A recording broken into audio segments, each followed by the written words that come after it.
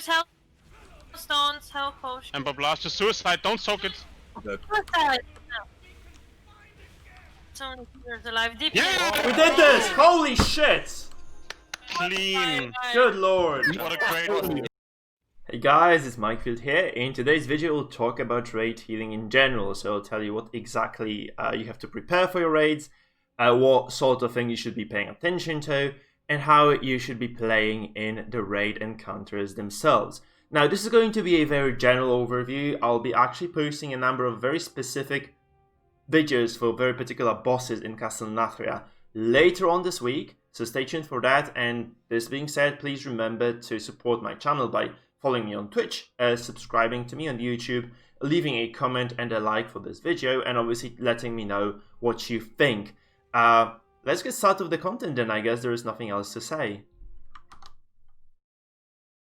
And the very first part are going to be the consumables. There are quite a few of them, and you really need to have at least these things to get going. So first of all, a spectral flask of power is going to give you 70 intelligence for 1 hour. This is probably going to be, I would expect a raid, you know, if you have a guild or if you're kind of trying to pug, I would expect a raid to last about 3 to 4 hours. So this is a good idea to maybe bring 3 to 4 of those. I know this is quite expensive. They go for around like 1,500 gold each.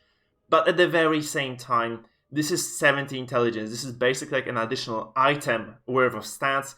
And this is just super important to have this.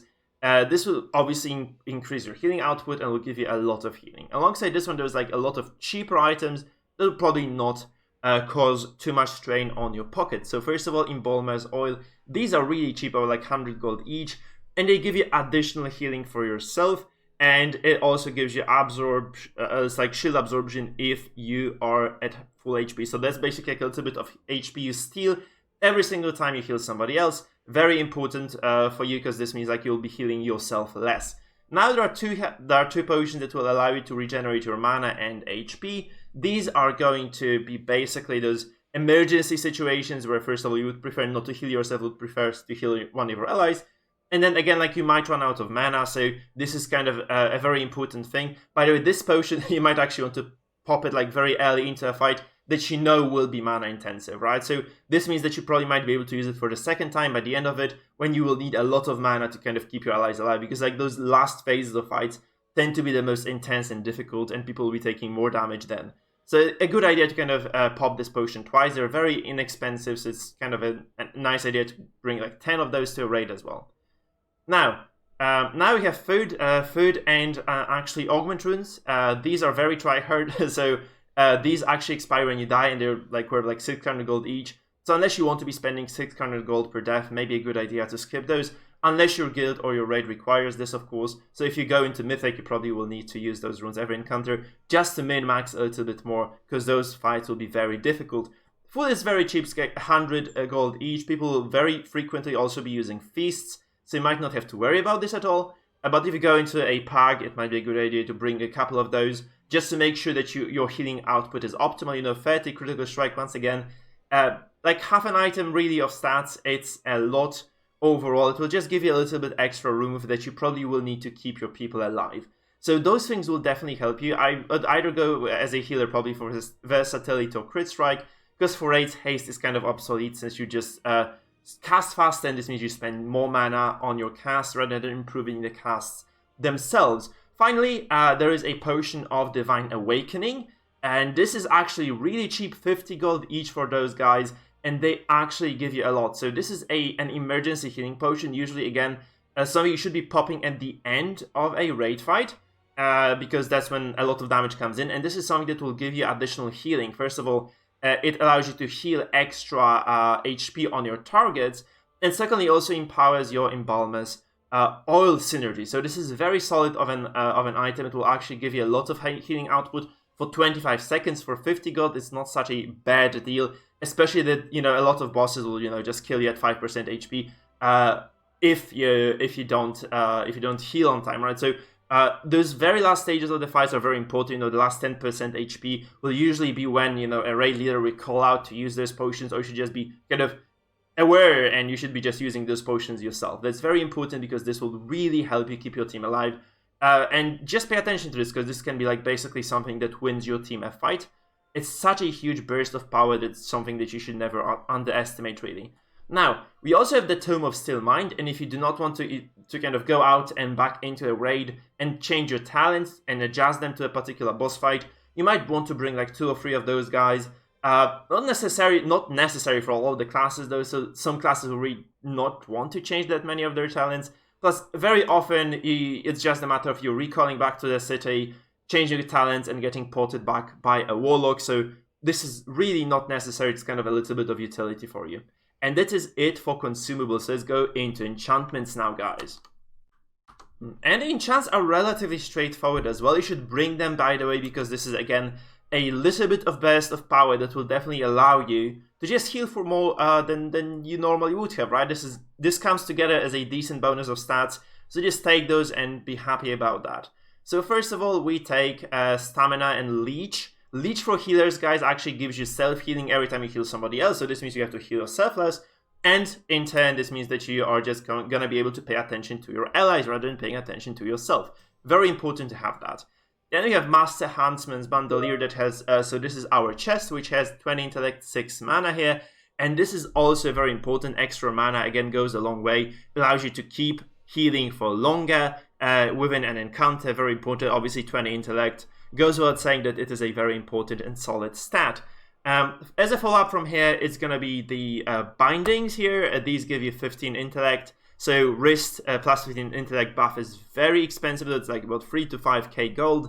But this gives you 15 int. There's a cheaper version that gives you 10 if you think that you won't be changing or switching your braces anytime soon. Now we are going to go to the rings, and the rings can get like plus 16 critical strike. Each, I think, is the best or like the most versatile, flexible stat for healers. If you have enough crit, you think you can also get versatility on this slot, also quite useful, and again works for both the Mythic Plus content and raids. Finally, as far as the weapon, there's going to be quite a more lengthy discussion, so let's have a look at the options you guys have. So guys, for weapons there are 2 choices: Eternal Grace or Celestial Guidance. The Guidance gives you 5% extra intelligence in our case every now and then when you cast spells, and Eternal Grace just allows you to kind of get this additional burst of healing. So really, depending on your preferences, it will be either one of those 2. So as you get like a bit more intelligence, I think it's gonna be a better idea to just pick up Celestial Guidance. I feel like this is just gonna be a more important or more impactful of a buff. However, Eternal Grace is also a solid choice. It's more a stylistic difference, really. You can obviously test it, see which one of those gives you better healing output, but generally speaking, there is I think a consensus among healers that those are 2 very solid options altogether for your weapon. And now, of course, guys, there are also some smaller bits and pieces that you should probably just consider as a raid healer. So first of all, you should really know what mechanics will do damage to your team. This is very important because a healer will usually have a couple of those longer cooldowns that they probably should be able to drop, twice or thrice per fight, depending on how long it is. So for instance, Shaman has 2 3-minute cooldowns that, they just really need to use at the very correct timing. So you should basically know the fight, watch some guidelines, for instance, for it, and know when exactly the healing will be needed for the particular bosses. And this is important because you really don't want to be keeping your cooldowns for Christmas, right? If somebody dies because you were just silly and you're just kind of conservative with your cooldowns, this is going to be your fault, so it's not a good idea to wipe your group. However, at the very same time, you really need to know the fight, so probably you want to go through it like twice or thrice, know the timings or know the phases at which a lot of damage comes through. So for instance, for Huntsman Ultimo, you want to have your both big healing cooldowns ready for the final phase. That's very important because if you don't have them, your team will very likely just die from the damage output of the boss. And this is extremely important, right, to have those things ready. Again, the same deal, for instance, is going to be with the Sun King's Salvation. When there is the Shade phase coming in, you really want to have both your huge cooldowns as a Shaman ready, because otherwise the healing might not be possible, right? So you might just kind of run out of buttons, or you might run out of possibilities to keep your team alive. And if somebody dies during that phase, this makes the fight entirely different. It just makes it really complicated. Because like the lack of DPS players will basically mean that there is not enough people to deal with the ads, right? So it's very important for you to kind of know the fights, understand when you need to have your cooldowns ready, at what particular timings, and just kind of adjust to this as you play. Those phases, by the way, at which you need extra healing would probably be a good moment to use your battle potion, so that thing that gives you extra healing and extra effectiveness of your oils, right? So it's also very important to pay attention to that. Now, the thing is also that you probably should be just playing smart, and this actually comes down to you as a healer actually minding your own HP bar. So you should really not be healing yourself. You know, like the DPS are usually the monkeys that keep running into fire, standing in it, taking a lot of AoE damage when they shouldn't be. And your job is to keep those monkeys alive. Obviously, tank is also a consideration, but tanks are usually quite considerate, and they'll be more careful, and they'll be taking probably less damage. So your core job, really depending on your role, like as whether you're like a raid healer or a single target healer, will be either keeping the tank or the DPS players alive, and it shouldn't be keeping yourself alive. So other than like, you know, this raid-wide AoE that usually just kind of pops from nowhere and hits everybody, you should really be making sure that you do not take more damage than necessary, because every single time you heal yourself, you're not healing somebody else, and that basically means that if you eat too many AoEs, if you eat too much external damage, it will really cost you in the long run, because you'll be spending extra mana, you'll be not paying attention to other mechanics, you'll be not paying attention to your tanks or your DPS, and people will die instead of you just kind of being careful, patient, and making sure that nothing hits you, right? Another thing is that you have to be mana efficient, and this really comes down to the fact that a lot of those raid fights will actually involve a lot of time being spent on them, right? And there will be certain phases at which you have to be super careful with your healing. So usually a healer will have two spells, single target spells will either be very mana efficient or mana inefficient. So there's going to be healing wave that is efficient for the shaman, and healing surge, which is mana inefficient. And if you do not pay attention to those things, you'll very quickly find yourself, you know, running out of mana at the most important end phase of a fight. So usually, like, you know, the last 10% will be the most difficult, because people will be very weary. They will be out of cooldowns, will be out of HP, and if you run out of mana at that point, you're screwed. So you should be paying attention, for instance, to your spirit potions that you should be using at the start of the fight. You should be paying attention to your sources of mana regen as a healer, and you should be paying attention not to overuse your mana inefficient spells, because if you do this, you'll probably be out of mana around 50% through the fight, and then you'll be basically useless at the end of it. So it's extremely important, actually, like mana economy for any sort of healers is ridiculously important, and you really should be paying attention to that first and foremost. And now there are gonna be some other little things that you should be really paying attention to. So if you are on comms, if you are with a guild, please, if you are running out of mana, you're running out of healing, you know that you cannot heal everybody, you know, if you're on comms, just say, use your freaking health stones, use your health potions, because this will actually people just don't remember about those things. DPS just kind of presses their button, you know, they roll their faces across the keyboard left and right, and this means that they have no notion of, you know, self-healing really. So you should remind your team at those critical moments that they do have the health stone, they do have health potions, and that they can actually use them. Because if you don't do this, it's very likely that nobody else will, and this basically will fall on your shoulders as a bad healer perhaps. So it's important to remind people that they have like some external healing as well, and they can actually use it at their own discretion.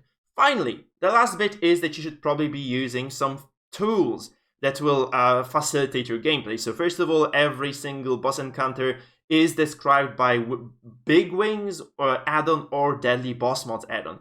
Both of those very important to have for a healer, because this allows you to basically keep your team alive, keep yourself alive as well through those critical moments in the fight. Then also it's a good idea to steal someone's raid frames. I can publish mine if you guys want me to. So if you are using LVI, it's a good idea to kind of pick up the right setup of those raid frames. Takes a lot of tuning for, you know, to optimize this, and this actually allows you to be efficient as well. Then you also have the weak auras, and I think you should use a couple at least that usually those should be, you know, used for cooldowns that you keep forgetting about. So for instance, you can see I have Primordial Wave, my Steam Cloud Totem, my Cloudburst Totem, my Shield, and my Riptide here, and obviously my Legendary. So it's very important to kind of keep track of those things, and this allows you to kind of put them in the middle of your screen and just kind of pay attention to them every single moment. And the last bit of advice is probably to use some sort of a recount program so you can compare yourself to other healers in the raid, see how well you're doing. If there is someone who plays your class and does more healing output than you, just have a look at their logs, have a look at what details it's telling you, because this will again help you improve quite a bit. And guys, this is it for the video, so please, if you did enjoy yourselves, remember to follow me, subscribe for more videos like this. I also have a join button on YouTube, which allows you to become basically my YouTube subscriber, and I stream on YouTube as well. So it's basically you paying me $3 per month and supporting my channel. I wholeheartedly encourage you to do so. This being said, thank you to all of those of you who have actually done this already. The list should be on the screen right now. And see you people in other episodes. We'll be talking about specific bosses then and how you should approach healing those bosses as well. So stay tuned for more and see you around, people. It was a pleasure.